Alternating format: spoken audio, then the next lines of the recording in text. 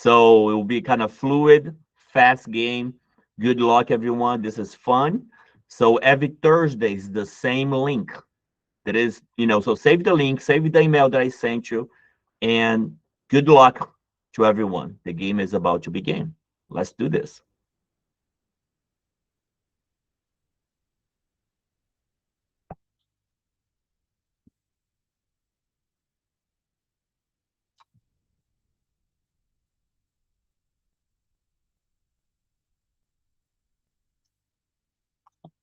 Damn, that was fast.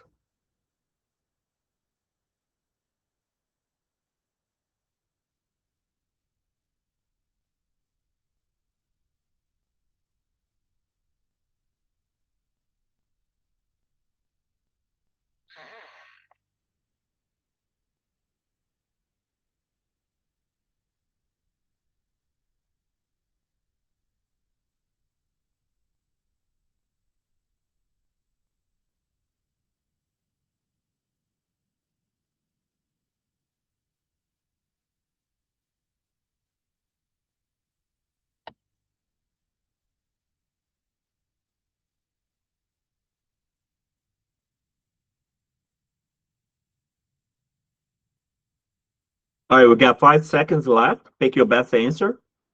Any answer, 3, 2, 1, go. All right, so on the board, anytime you see safety planning, right? Safety plan, it is super high yield. Never, never, never pick safety contract. Okay, that's A&A statement. So for that reason, I am almost 99% confident that would be always the wrong answer. Okay, inform the patient about his suicidal thoughts without consent. How old is the patient? Right? That would be a mistake. Passed. She's first. So let's see. Well, what is safety planning, right? Is a category, a list that you do with the patient, and then you give the patient. So think of this as the fire drill. We all did fire drill in the past. So during a fire drill, we'll drill if a fire happens. So this is a safety planning. So when the patient's thinking about warning signs, what triggers the patient, right? Then we go, what are your coping strategies? What are the support system? What places can you go? Who can you call? So basically, we're giving this to the patient so that they have it in case they start thinking about hurting themselves, right? So what the safety plan is not a safety contract. That does not work. That will be the wrong answer. So if you don't know what the safety planning is, please read a little bit about it, okay? All right, so we want to collaborate with the patient on a safety planning, which is a standard practice plus PMHNP to be board certified, right? It involves assessing the risk, identifying coping mechanism, creating a plan. And I always remember, just because someone is suicidal, it does not mean automatically admission, right? If they cannot do a safety planning, then we are getting closer to admission. Remember that the patient has 3 rights, right? One of them is least restrictive environment, informed consent, and what's the next patient right? Nobody remember? Right to refuse meds. Medication. Right to refuse meds, safety, yep, all that. It is patient Confidentiality. confidentiality. Okay, confidentiality, informed consent, and least restrictive environment. Confidentiality is a patient's right, right? To be informed of the medication is a patient's right. It's non-negotiable. And least restrictive environment. Okay, that is so important. If you learn that, I almost guarantee you get a point on the board by knowing the three patients' right. They will never ask you what are the 3 patients' right, right? But you see this in applications in a lot of questions. In this case, obviously, right?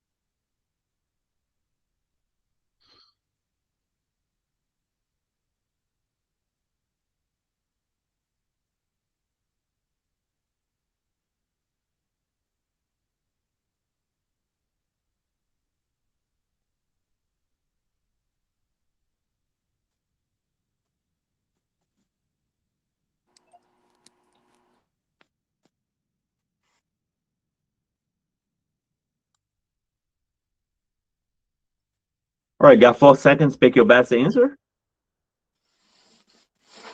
The best way of a kind of a thinking of the recovery model is thinking of yourself. Who has done anything really hard and it was perfect? Nobody, right? Because if it's something is hard, you are set to feel discouraged sometimes. You are there is no way about it. Anything that's super hard is never 100%. So the recovery model is more like understanding the patient, understanding the process, understanding that it is never a straight shot to the moon, but there will be setbacks. Now, can we learn from the setbacks, right? So learning from the setbacks and making adjustment is all about non-judgmental language, is exploring triggers and coping gaps, reinforcing skills, support, and self-efficacy, right? So if you are doing ever recovery model and you are blaming the patient, that is not motivational therapy, right? Which goes hand in hand with the recovery model. It's all about learning, adapting, and keeping going, right? Setbacks are expected in life. If it's hard, it's not like taking a medication, but like, well, you can relax, the medication do the job. It will be setbacks, will be days that we are discouraged. Maybe we take a break and then we get up the next day and go back again. Okay. And it doesn't have to be about substance use disorder. It really is about life. Nothing is perfect. Nothing that's hard and worth is perfect every day, every time. Okay. Nothing. All right. Next question.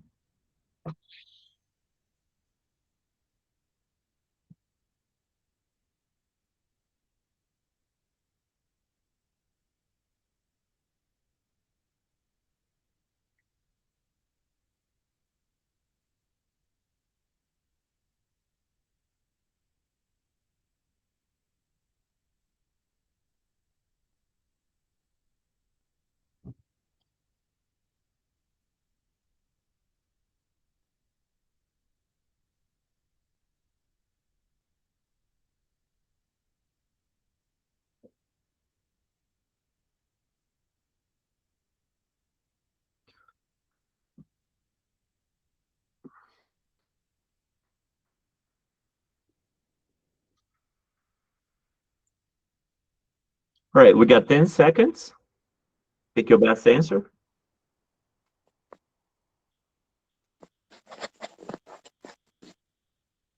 All right. So yes, right. So who picked one accept the patient's invitation to establish a friendship outside therapy? That will go terribly wrong. I know a story of I think she was a no, she was a therapist. No, he was a doctor, and she was his patient. They end up marrying, right? Everything was lovey and good until it wasn't, until the divorce. And she used that against him during the court case, right? That in sense, it is true that we do have a power against our patients because they are vulnerable. Not that we have a physical power, but you are dealing with a vulnerable population. So you have to maintain your boundaries because if you don't, uh, you might start seeing things, people might start getting closer to you, and all of a sudden you're getting closer to them, and this can turn into a mess, right? It really can. So protect your license, you can date trillion people out there. Just don't date your patients, okay? Just don't go out with them. Maintain a professional balance. Go to other places. You find somebody that fits your lifestyle. You don't have to be a patient, right? So patient and clinician think about counter transfer from you to the patient, right? When there's the patient towards you would be transfer. This subject will be asked in a board in different ways, right? So not just saying from me to the patient or the patients from me, what happens in between is also important, okay? Yeah, declining the patient's invitation, explaining the importance of maintaining professional boundaries in the therapeutic relationship. You do not need to be rude and be polite, but still explain that it's unethical to have a beer with someone with your patient outside the, not during clinic and much less outside. So, all right.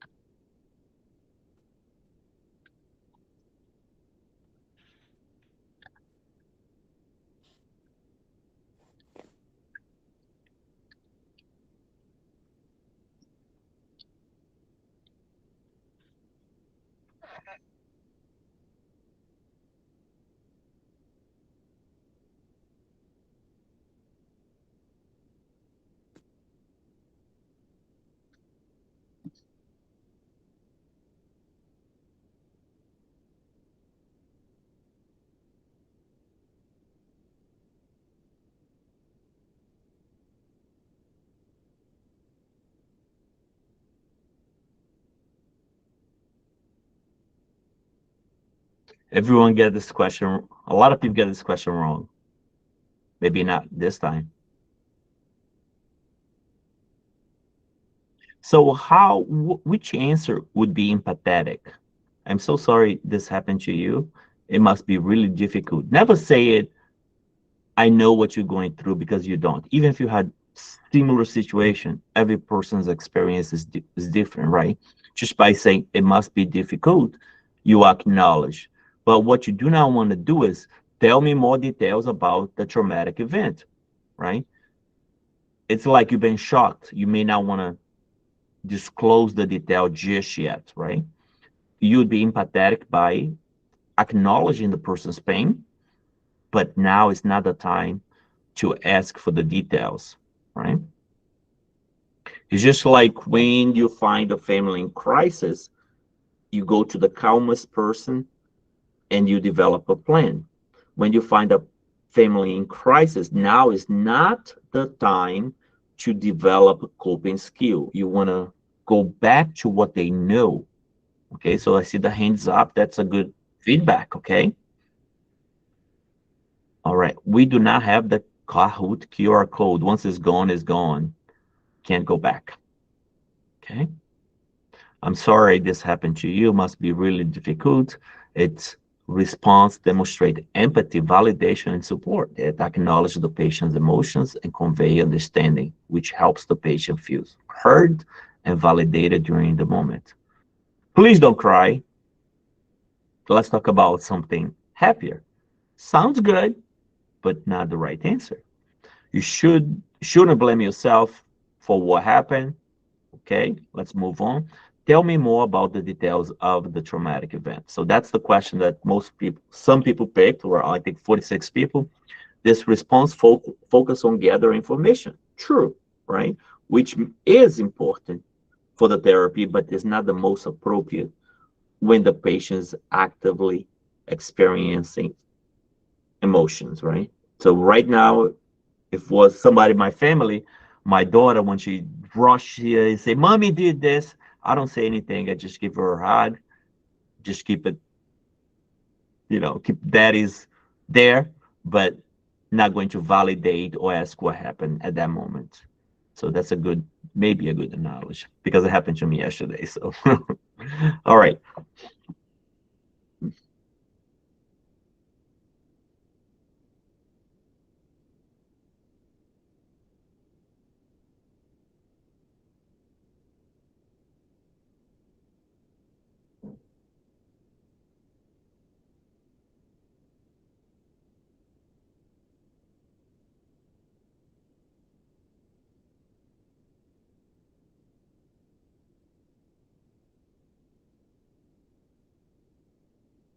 I think we talked a lot about this in class, right? Both days. So hopefully, if you were here this week, you would get this question right. What is the purpose of the CIWA? Why do we do CIWA? Good. See, Juliet. Yep, she knows she got the answer. All right, we got 5 seconds.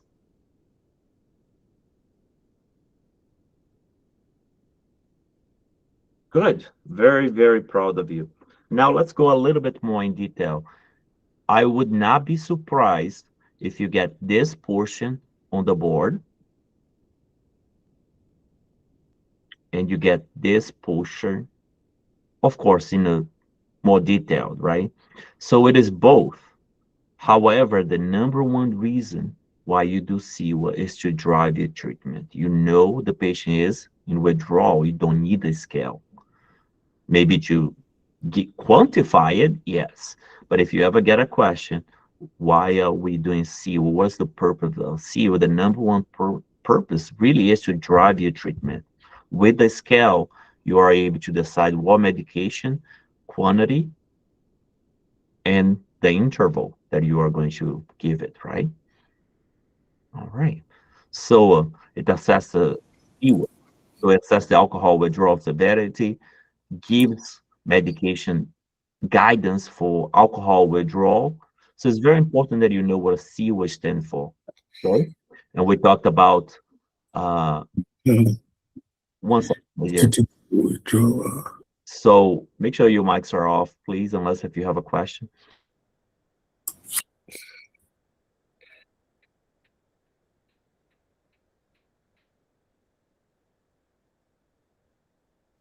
You muted, doctor. Right. My apologies. CIWA starts at 8 for medication, right? Then we give a benzodiazepine, preferably lorazepam. If the patient, well, let's go. If it hits 15, starts at 8, lorazepam. If it's more than 15, then schedule plus PRN. Okay. Remember the two most likely medications, lorazepam and diazepam. Okay. So you select lorazepam if the patient has liver injury. I know that it's a repeat information from yesterday's content, but it will be important. Okay. All right.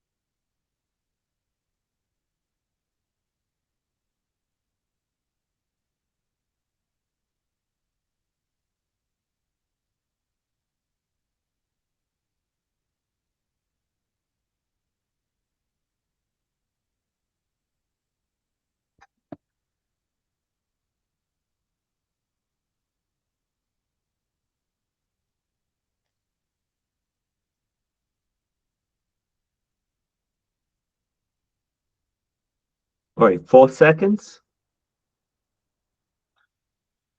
All right, so not that's necessarily wrong. That is also a medication that we can use for alcohol maintenance, but it does not decrease the craving, right? So we're looking for one that decreases the craving.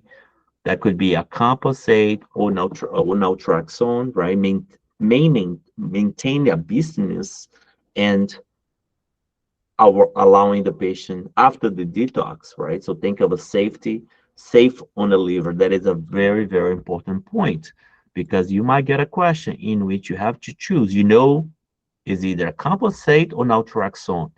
If the patient has a liver condition, then you pick Acamprosate. If the patient has a kidney condition, then Naltrexone is your answer, okay? Saved kidney disease, or safer. Nothing is really, really safe, right?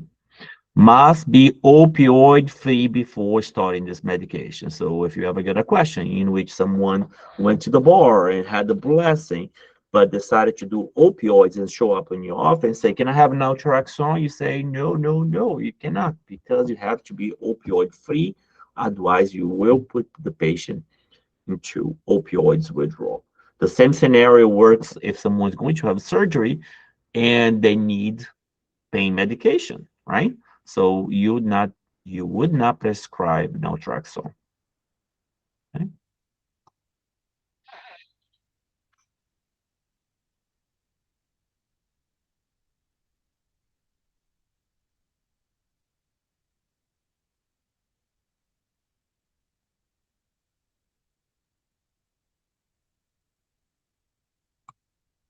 Next.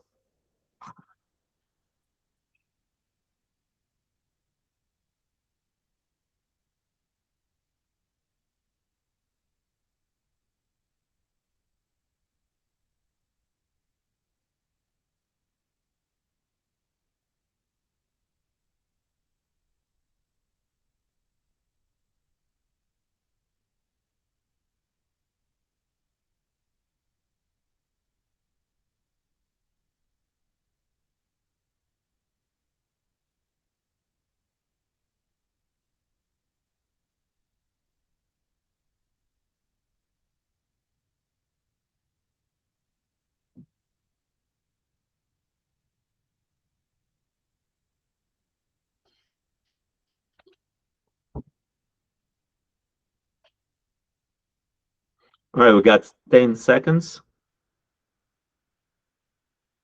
Pick your best answer. All right. I knew that someone would pick the blue, avoid alcohol for 24 hours before starting the medication. Some books actually say 24 hours, some say 12, but which one would be the most important, right? You need to stay away from anything that contain alcohol while taking the medication or 2 weeks after stopping the medication. Anything, right? Whether it's a perfume, salad dressing that contains vinegar, or anything that is alcohol based. Oh, messed that up, that one. I don't know why. Okay. Anything that contains alcohol whatsoever. Because if they don't, this is what's going to happen to them. They will feel extremely sick, right? It says 14 days, 2 weeks, right? So they will feel extremely sick. I have seen cases in which dreaming about alcohol makes them sick, psychologically at least.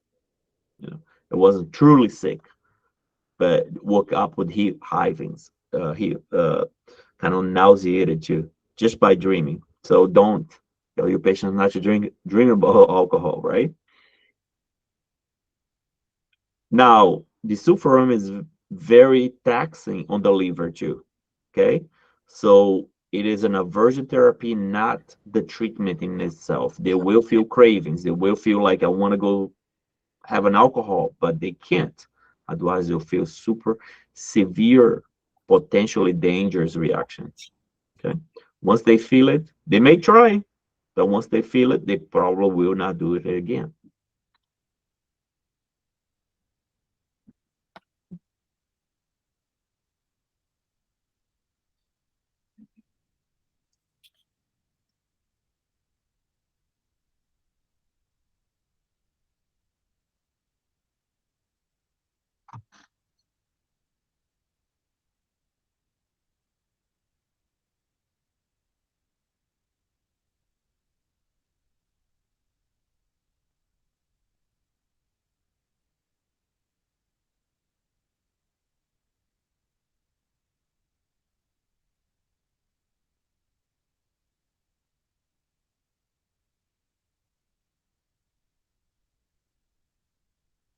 Good, good, good.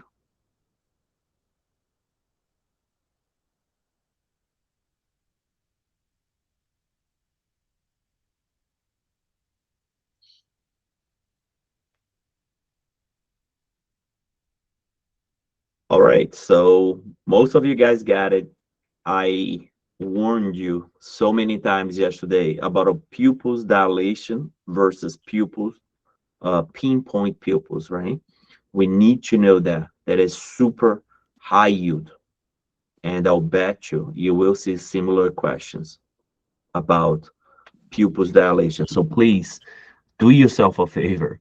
They have big eyes when they are looking for the drugs, okay? That's All how right. you pronounce it. All right. So find a way to memorize it. Pupil dilation, like they're looking for drugs, because they don't have it. It's not true. But if it helps you remember for the board, so be it, right? Big But eyes. I do OTC. OTC, opioid toxic. You break it up, but I think I got it what you're saying. So remember, pinpoints they are high, right? If they are in withdrawal, dilation. Now, don't be confused if they give you the technical term here, right? So you need to know this too, because it could be this, you'll be like, what is that? Right? Mydarisis. So please know the technical name as well.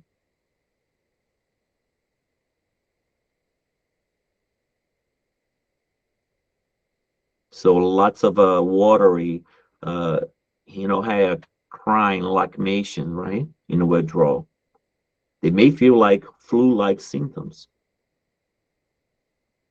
It's similar to serotonin discontinuation syndrome times 10.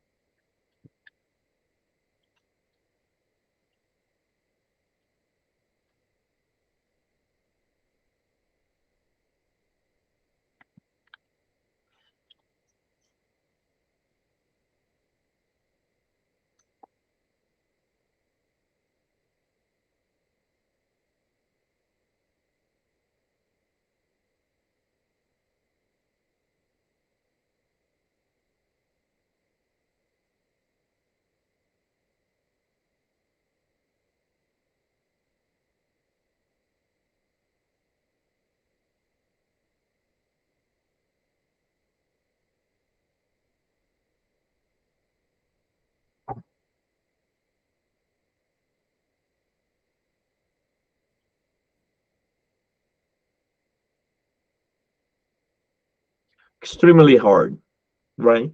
But think of this one. I get a lot of emails, right? And it's all about feedback. When we provide feedback, they grow, they change, or not, or they don't take it, right? So think that way. Feedback, you are seeking feedback so you can grow, right? So you can change if it relates to this question, right? And you're not necessarily providing any advice if it's not someone's not asking for advice, but when they provide responses of feedback because they are seeking to grow of whatever problem they are having. Okay. Now it is a hard question, and you need to kind of like do a little bit more in-depth understanding frames. And I'll tell you right now, you will get tons of questions on frames, tons. So let's see if we can. The best way of doing this is finding examples, right? So think of a feedback is a way to provide your listening, your understanding, and then you provide is somewhat solution, but not a solution. You provide something back to them that is useful, right? So link substance use to health, labs, life impact, most tested for increase in motivation. So how do you increase motivation? By providing feedback. Oh, I can't run. My coach is going to say, do a sprint, and then I change, right? Responsibility. Really focus on the patient's choice and control. They have choice and control for their outcome, right? Advice. Provide clear, non-judgmental advice. Now, menu a choice. I love that one because M for menu of option or choice about the treatment is highly tested as well. Okay, empathy now is being non-judgmental supportive communication. Self-efficacy, reinforce the patient's ability to change as they are changing, right? So highlight the past success and strengths, right? So you need to know frame in detail, and you need to know frame by the letter.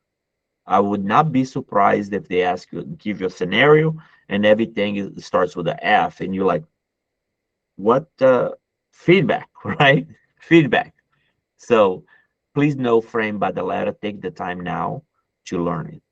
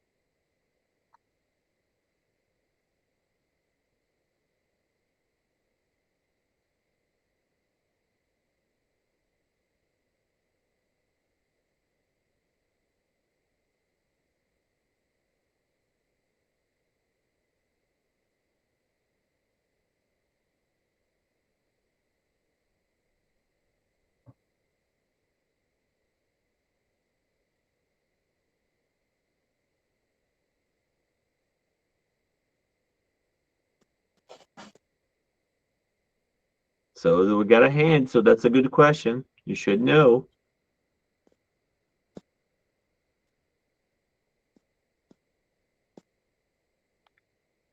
Love the hands. I'll write it down. All right. So you need to know cage by the letter. Okay. And you need to know what it means. I would not be surprised if they give you a question, a simple question with all the letters, and ask you, what the cage cat stand for. Okay. So please know that. Have you ever felt the need to cut down? Should you need to cut down your drink? Have people ever annoyed you about your drinking? Have you ever felt guilt about your drinking? Have you ever had a drink in the morning, first thing in the morning, to steady your nerves, right? That is the component of cage. Remember that the cage can be cage for alcohol or cage aid for drugs, substance use drugs, right? Once the patient is positive on cage, 2 out of the 4 questions, 2 out of 4, then we consider this positive, and then we move to AUDIT, right? Which is a more severe, better for severe follow-up. Okay. So remember cage, CIWA, AUDIT.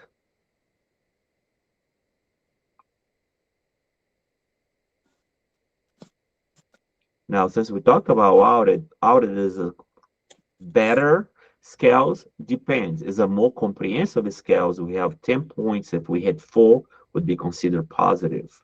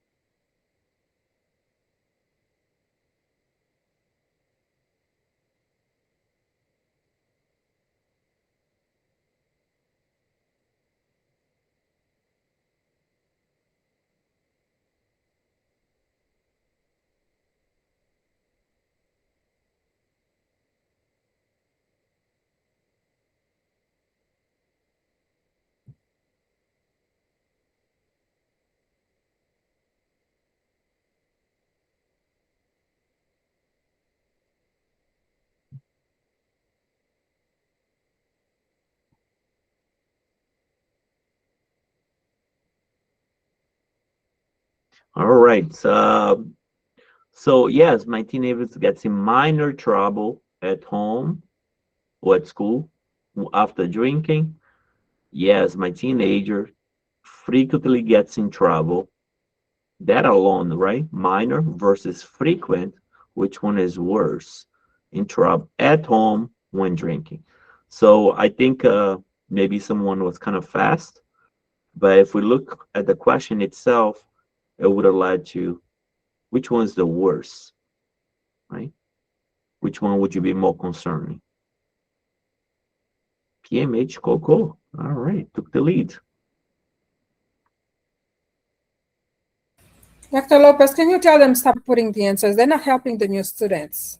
Yeah, it is They're not best. helping the new ones at all. Yeah, it's best if you don't. You can write it down because it might distract other people. You might give it away the answer. Um, I don't like to tell people anything because I think I respect freedom by all kinds, but I see how it can be, can give it away the answers. I definitely agree with that.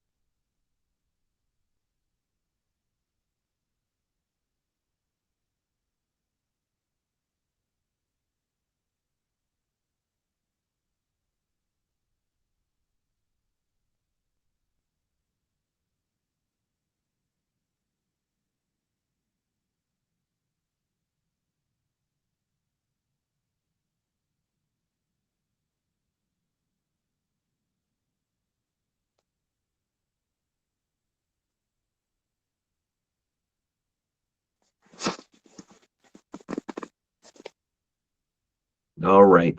So if you don't know primary prevention, secondary prevention, it is a warning sign because it will be on your board. Okay. So think of a primary, providing education, preventing someone from getting in trouble.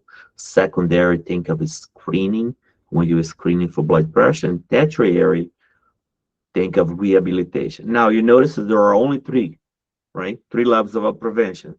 And the test will be four answers. So what does it mean to you? They will make up a funny name. It may sound good. It may make sense. I don't know what the other name will be, but I'll tell you not to select it. Even if you don't know primary, secondary, or tertiary, don't pick other answer, okay? Because it will not be right. So that is a given, right? Everyone can make a assumption this will happen. Or anyone has ever had the test in which was only three answer. I don't think that would ever happen. Right. So examples of primary education, parenting, and resilient training. Think of a primary is has not happened. We are preventing them from happening. Right. Secondary, it has happened. Now let's give you an example that is a bit complicated and one that is kind of easy. Let's go with the easy. Crisis intervention, calling the crisis hotline, right? It happened during the crisis, it becomes secondary. Let's say you are giving medication to decrease the blood pressure the first time. Now we're looking at secondary. Now, when the patient is taking the medication continuously, now it becomes tertiary, maintenance, right?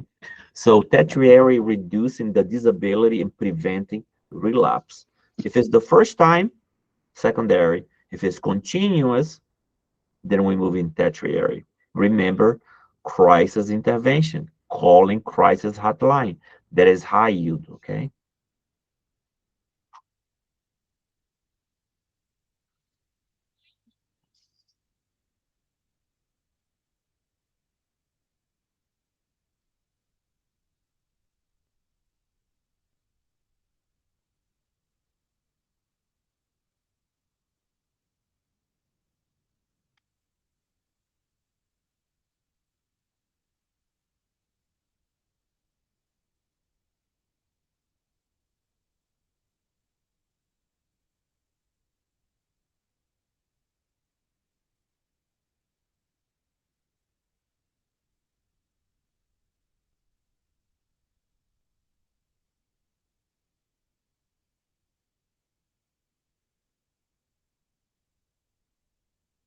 Can we get 100% this time? No, she's gonna be sit here. Please watch your mics kindly. All right. So the prompt, I don't have my phone with me. It says the goal was to prevent mental health. You could take everything out of the question and just look at the prompt. It says to prevent mental health conditions, right? And if it's to prevent, it's primary. So I don't know how to make it a little bit more specific, because the question, that's another technique you can use. If you don't know what is the answer, look back at the question. Do you have similar words, right? You would have got, if you blurt everything out, the question said prevention of mental health condition. So when you prevent mental health condition before it develops, primary, right? You can do skill building. However, you're not in crisis, right? Focus on resilience and coping, community and school work before they start smoking. Once they are smoking, right, then it moves to getting better tertiary. But if they are not smoking, or even secondary, depending on how long and how far along, right?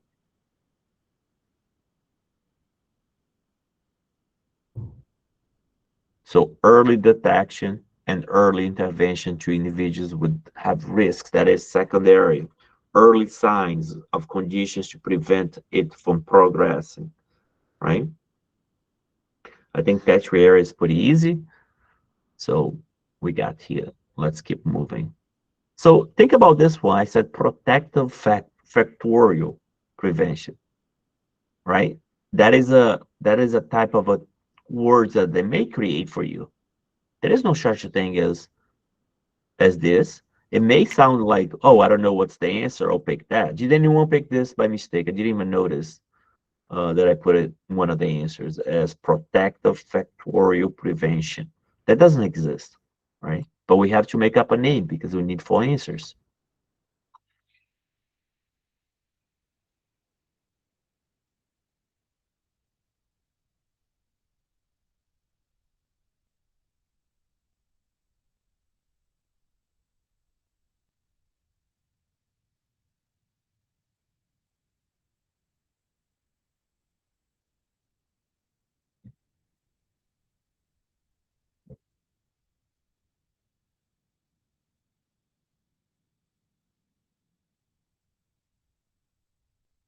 All right, so got a good hand here. Let me actually write down.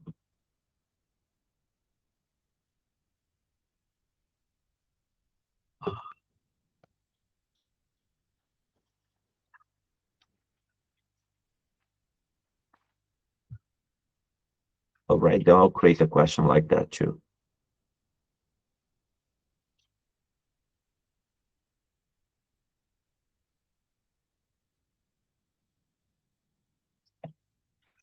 All right, so all these questions are in your question bank, right? So anytime you're dealing with motivational therapy, it's about the patient creating awareness of the problem and helping the patient make the decision. If you say, okay, I have a treatment plan ready for you, that is not motivation therapy. You're telling them what to do.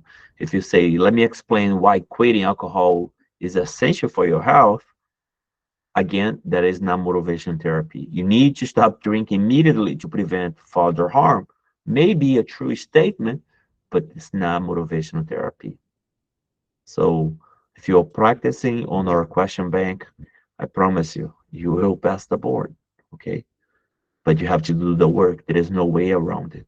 We have a good system. You just got to do the work. So we use technique like OARS, open-ended question, affirmation, reflecting, and summarizing what the patient said. But this is good for every interview that you do with your patient. Doesn't have to be motivation therapy. I always use open-ended questions. I provide the affirmation. I reflect on what they are saying, and at the end, I summarize. So I do this for every patient that I see. Maybe not long, but I implement this in every interview that I do. Okay. So asking permission or exploring goals equal motivation therapy. Directing, lecturing, orienting, not motivational therapy. Okay.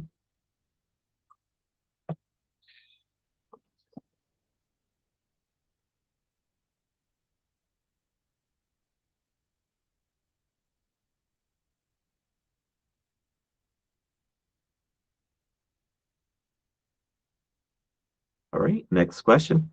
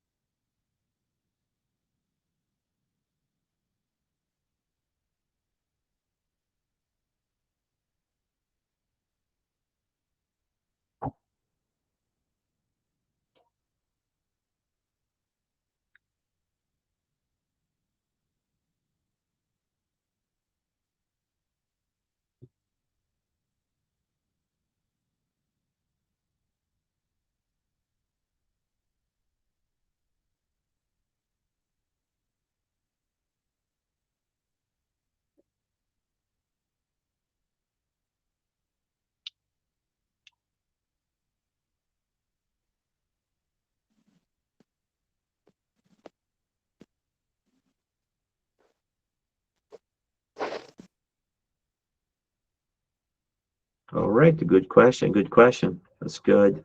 So Adeline said happy Nurse Week and really happy Mother's Day coming up, right? So special moment, special week. So yeah, super stoked. I took my kids to get some presents. That's why I was like, oh my God, I'm gonna be late for Kahoot. I guess they took me, they made me go pick them up from school and like, you going to take me out to get stuff for mommy? I'm like, yeah, of course I am going. All right, so I think we good here. Motivational therapy. Think of helping the patient avoid arguing.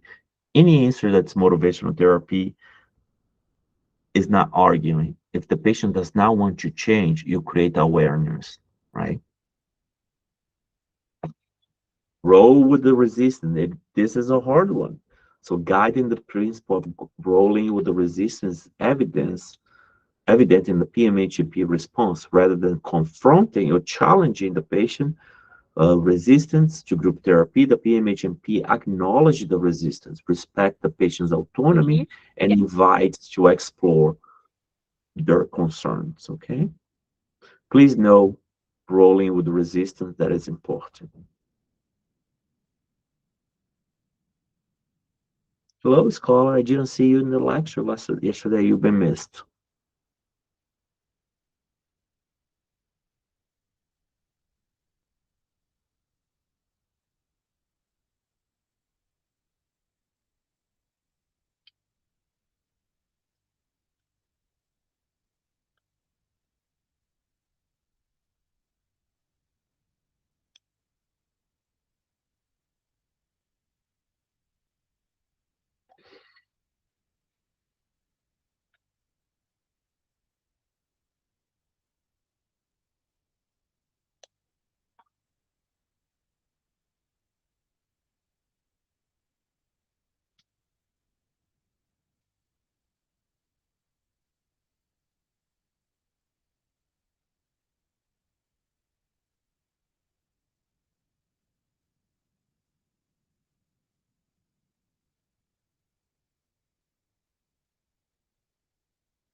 All right, so another good question. So pre-contemplation, right? When we think about pre-contemplation, so pre-contemplation, contemplation, preparation, action, and maintenance, and relapse, right? So this is a common one. They often relapse. The goal of maintenance, when they are in maintenance over 6 months, doing what they are doing, getting better, your goal for maintenance, this is high yield, right? And this is actually true for your medications too. Because during maintenance, they feel, okay, I don't have a problem anymore. I have not been drinking for the last 6 months, so I can hang out at the bar and I'll be okay. So your goal is to create awareness. This is very important during maintenance. Now, pre-contemplation, nah, I don't have a problem. Why should I change? I don't have a problem, right? Do not intend to change. When they start to create awareness, maybe I should stop drinking because I'm getting to work and it's late every day. That is pre-contemplation. When they say, I will stop drinking, let me call AA. They are preparing. When they arrive to the AA meetings and stay there and doing the work up to 6 months. Why am I say 6 months? Because it is important when you cross the 6 months of doing whatever they are doing, your goal is to prevent relapse. Okay? Pre-contemplation, denial, contemplation. Should I? Should I not? Preparation, they're doing the planning, action, took action on the planning and maintenance. Okay?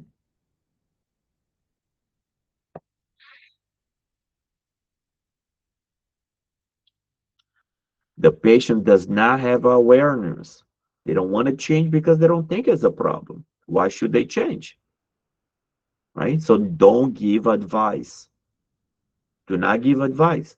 They don't have a problem. They think they don't have a problem. Your job is to create awareness.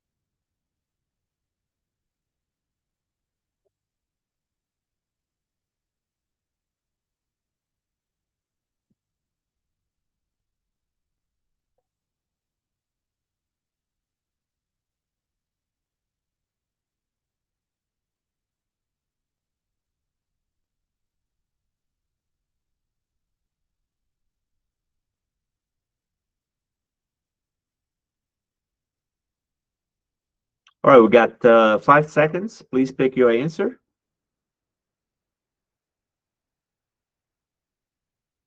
We talk a lot about this in the crash course review, right? The patient is ready for discharge, is ready to move on when they take responsibility for their actions, when they learn coping skills, but struggle. Even if I struggle with drinking, I know it is my responsibility to manage. So basically, when they stop blaming others and taking responsibility for their actions, that is a cue. They are ready for the next level of discharge or therapy, right? That is less restrictive. Taking personal responsibility for recovery, coping skills, being self accountable, right? So it's very important, guys, that if you understand the content, it doesn't matter how the questions will come. Do not memorize, understand it, love it, and be the best you can be, okay? But understanding is the whole purpose of the course. It's not to memorize, it's not to know the answer. We'll get there. You will know the answer, okay? But follow the steps of understanding because board questions can change in a minute. But if you have the knowledge, you will know the answer.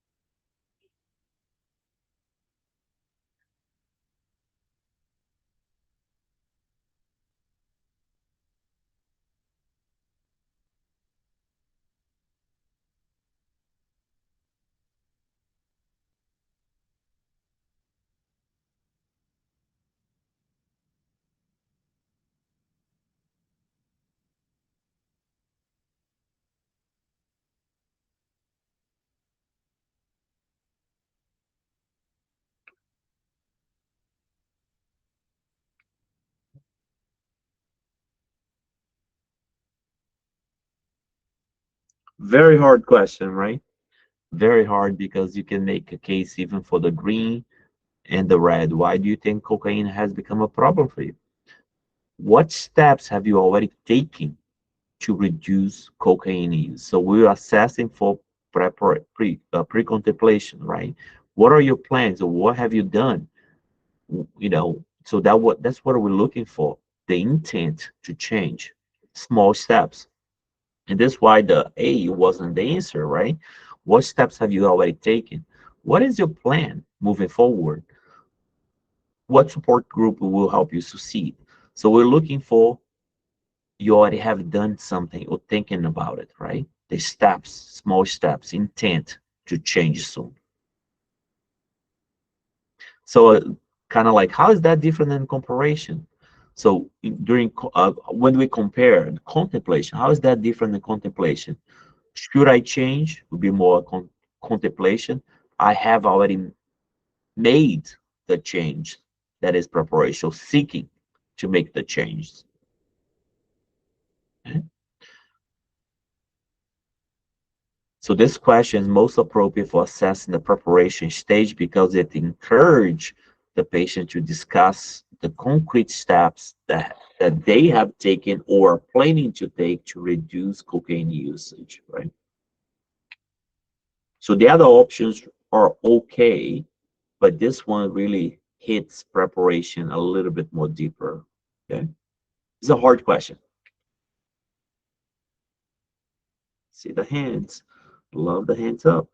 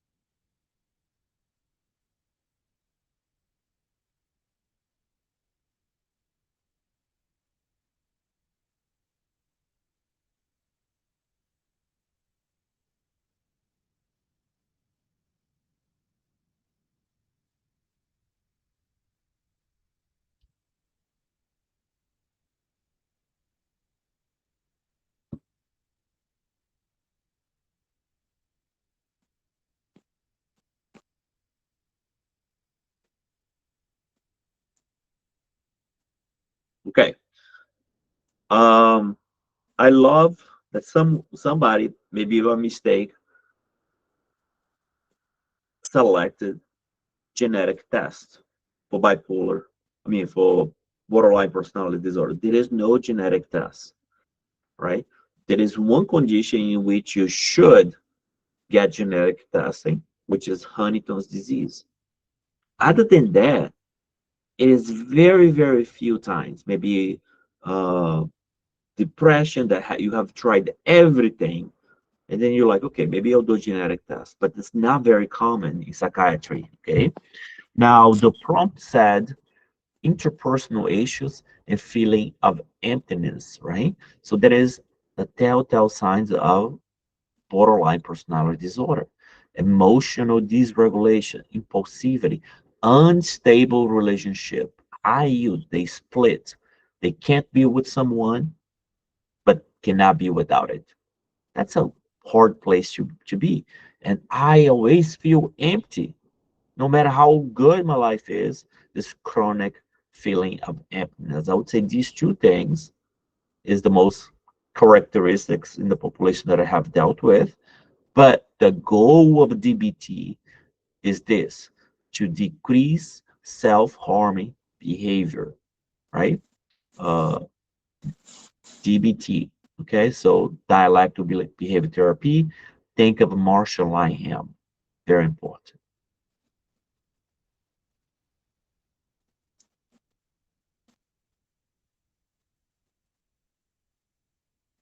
It also includes mindfulness. Do you know that the trainers of DBT, after 16 sessions, they have to get therapy? I get it. If you are dealing with 10 borderlines, you need to put boundaries in place. They do. It's part of the protocol. They have to go to therapy session. Okay, it's a very strict protocol. Is you do this by this time, you do this by this time. There is no room for variance, right? it's a strict program, and because you have dealt with so many borderlines, they need therapy afterwards. Okay, not intensive, but continuous, I would say. But who doesn't need therapy? We all do, in some way or another, right?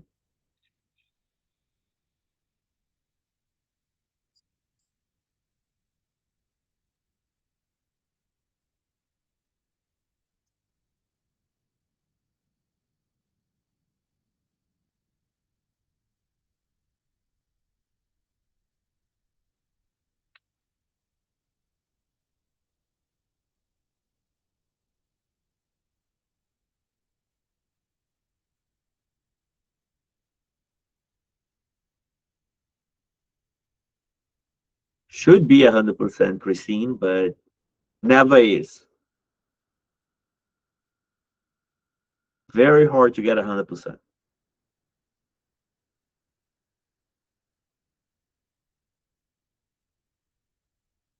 Adeline.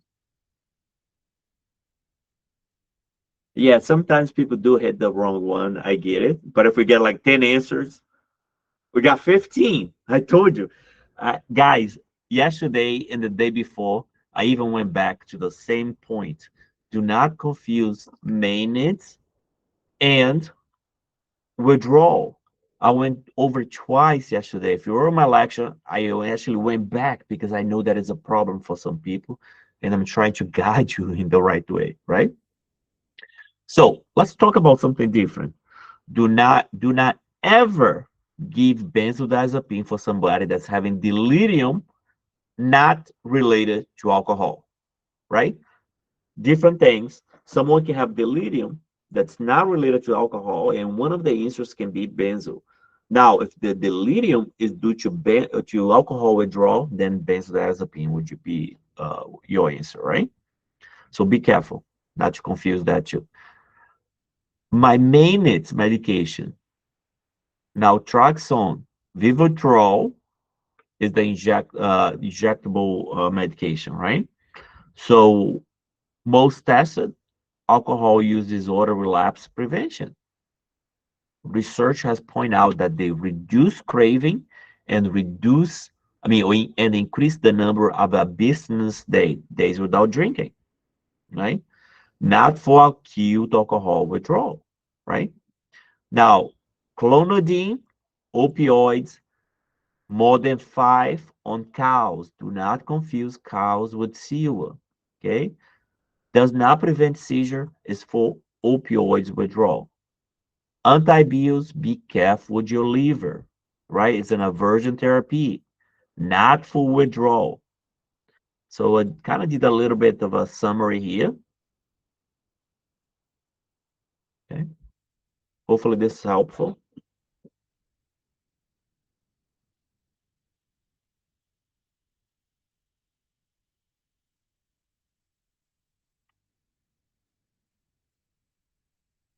Oh, already? Oh, right. Didn't realize. All right, B. Yay. And the winner is, all right, PMHNP Coco. You go. So now we have Latasha and Tata. Guys, it's extremely hard to make the podium, right? Because we had over 100 people playing. Only 5 can make the podium. It doesn't mean that you probably got most of them right, 95%. So you are here. You're just not as fast as those guys, right? But everyone kind of learned something. Glad that you came today. And we kind of go back next week and do the same thing, right? So we kind of do the same thing. Sometimes the questions are mixed. It wasn't all about module 2. Some of the questions came from module 3, but I urge you to fight the resistance of not doing the question, even if it wasn't covered, because you will see it in another module, okay? So let's talk about a little bit about the WhatsApp group here. Let me shut this camera so we can begin.